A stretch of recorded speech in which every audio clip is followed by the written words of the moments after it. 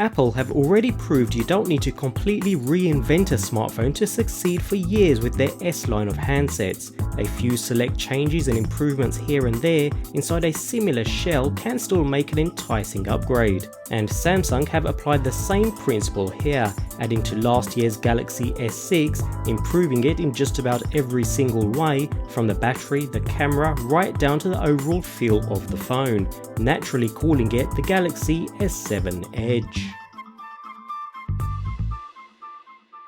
As you may have seen from the channel, I've always been an iPhone user, although the Galaxy S7 Edge looks absolutely stunning. Samsung seem to have come a long way with the design of their handsets, and when I first lay eyes on the S7, it was time to give it a shot. Available in gold as well as the sleek black I've opted for here, the handset itself looks absolutely gorgeous.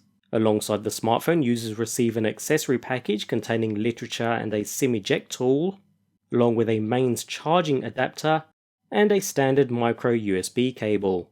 A micro USB to full-size USB adapter, perfect for using external USB devices with the handset, and finally a set of earphones. So a pretty standard package overall.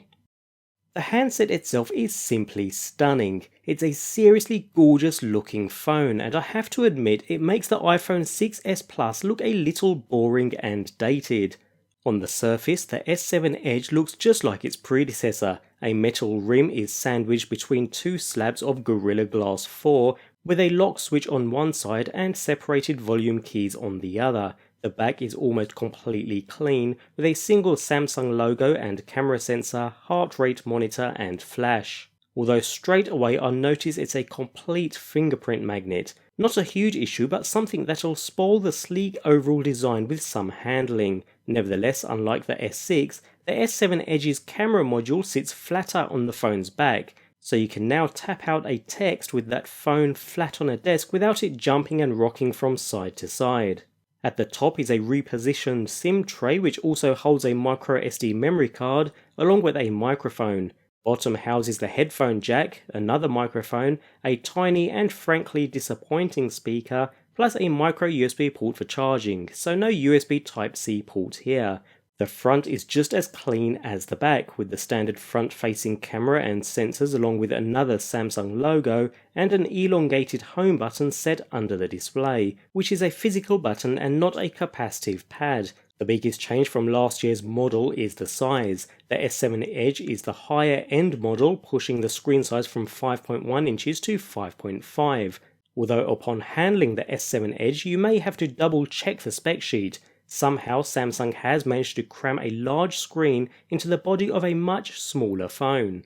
Next to the iPhone 6s Plus, the S7 Edge is narrower, shorter and much lighter. The gorgeous sloping curved edges help too, making the handset feel smaller overall. Although this isn't a new feature, it's the best implementation I've seen yet. There's enough space between where the curved screen stops and the back starts to grip, while the newly curved back slips nicely into your palm. In short, it feels great to hold, and it's an impressive feat by the Samsung design team that these slight changes have made such a big overall difference. If that's not enough, add the IP68 water resistance rating and you end up with a handset you can dunk to 1.5 meters for up to 30 minutes without issue. While the handset itself is simply stunning, I can't say any less about the screen. The sheer amount of detail is seriously impressive. Samsung didn't go all out with a 4K display, but when a Quad HD 2560 by 1440 display looks this good, there's really no need for more pixels. The 532 pixels per inch density already beats the iPhone 6s Plus anyway, and everything from images to films to games look beautiful, with pixels completely invisible to the naked eye. The S7 rocks an AMOLED display rather than LCD, which makes it much more vibrant, and colours pop, giving it that added realism over competing handsets. The contrast ratio is pretty sensational, and the differences are rather easily noticeable. Simply put, try an AMOLED screen and you'll find it hard to go back to a standard LCD, and the S7 incorporates this very well.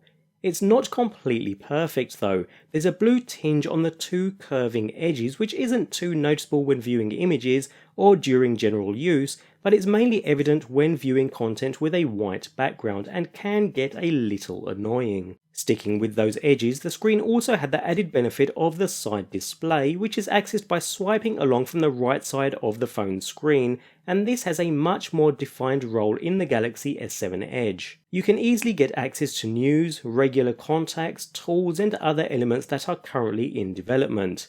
The fact that AMOLED screens don't need to light up the whole display all the time and can instead select individual pixels to charge means the S7 Edge can still show the time, date, and a couple of other bits of information on the lock screen when the phone is off without eating through too much battery, although it is limited with notifications it can display, so although a good feature, it does need some further work. Moving on, when it comes to the 12 megapixel camera, the Galaxy S7 Edge actually has fewer megapixels than its predecessor, but you wouldn't think that looking at the results. While the actual amount of pixels in the sensor is less, there's a load of other improvements here. Samsung's employed a new feature called dual pixels, and it helps the autofocus work fantastically well. Instead of just one, each pixel in the sensor has two photo bodies, and this basically means the camera can focus much quicker and more accurately than ever before. And I have to admit, this is the best autofocus I've ever seen on a phone. It's fast, almost instantaneous, and moving from one focus point to another doesn't stump the sensor and cause jarring like on so many other competing devices. It's fantastic. The other big improvement is low light performance, and again the changes make a big difference. The aperture now sits at f1.7, brighter than before, and this makes your nighttime shots look less murky and much more visible.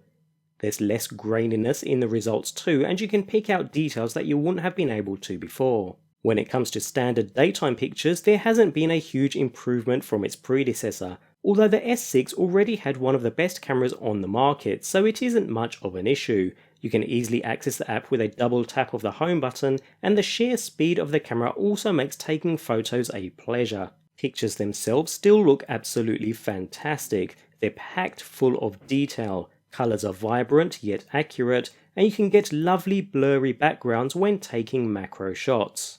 While there are plenty of options, settings and modes, the camera app is still easy to navigate and far from overwhelming. A Pro mode lets you alter the focus points, ISO, white balance and so on, while the live broadcast option lets you beam video straight to YouTube. 4K video recording is an option too, but picking the higher resolution does restrict your use of some of the cooler video features. If you go for 1080p, there's HDR, video effects and tracking autofocus that makes a real difference for quick moving footage. Not much has changed with the front-facing camera though, but it's still enough to get the job done. It's a 5 megapixel sensor, just like the majority of the competition, but the key here is that it's a wide-angle lens.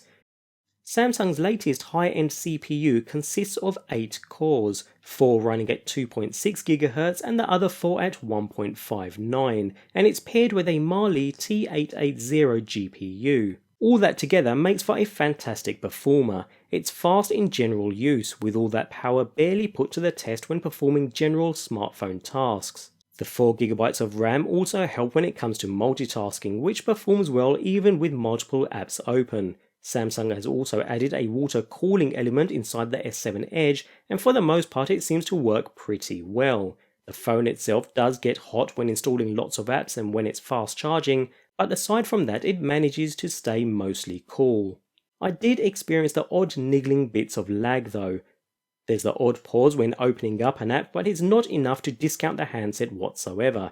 Nevertheless, at this date, the S7 leaves the competition trailing in its wake and it sits comfortably at the top of the pile as the fastest phone around. There's enough raw power here to pretty much handle anything Android is currently capable of doing. To make the curved edges of the display more useful, Samsung has Edge apps that aim to put the curves to use. They were limited last time round, but they're a bit more useful now, allowing you to add contacts, shortcuts and other handy tools. All in all, coming from an iOS background, I've not yet explored everything the Android system has to offer, but from a performance perspective, the Galaxy S7 Edge is a serious powerhouse. And you'd imagine all that power would destroy battery life, but quite the contrary. The S7 Edge packs in a 3600 mAh battery that's much larger than its predecessor, although it still falls a few hours short over the iPhone 6s Plus, but even heavy users shouldn't need to reach for the charger until the end of the day. On the flip side, standby time is great and leaving it unplugged overnight only ate through around 2% of battery life. There's no removable battery unit, but the handset does benefit from an adaptive fast charging feature. A 10-minute juice up will provide around 4 hours of usage, whereas it will fully recharge in around 90 minutes with the bundled cable and charger. It's also compatible with wireless chargers with either the QI and the PMA standards. All in all, Samsung has a complete gem here. The 5.5-inch display is sharp, although a tad too reflective at times, especially when holding the handset up to take those impressive shots. Talking of shots, the camera itself, with its improved low light performance and absolutely fantastic autofocus, firmly puts it at the top of the pile right now. It really is that good. The main downside to the unit is the poor bottom facing speaker. While competing handsets have loud and great sounding speakers, the one on the Galaxy S7 Edge is tinny and distorted, although it is still relatively loud. Nevertheless, the S7 Edge performs wonderfully well overall. There's the odd bit of niggling lag here and there, but on the whole it's a solid performer. The battery life may not match some of the competition either, but on the whole these are minor niggles. The entire result is a fantastic, so close to perfect device that will prove tough to beat for upcoming flagships, and Apple will really need to do something special in its iPhone 7 to match Samsung's offering. At the end of the day, if money is no object and you want a phone that looks absolutely stunning, the Galaxy S7 Edge is certainly a strong contender.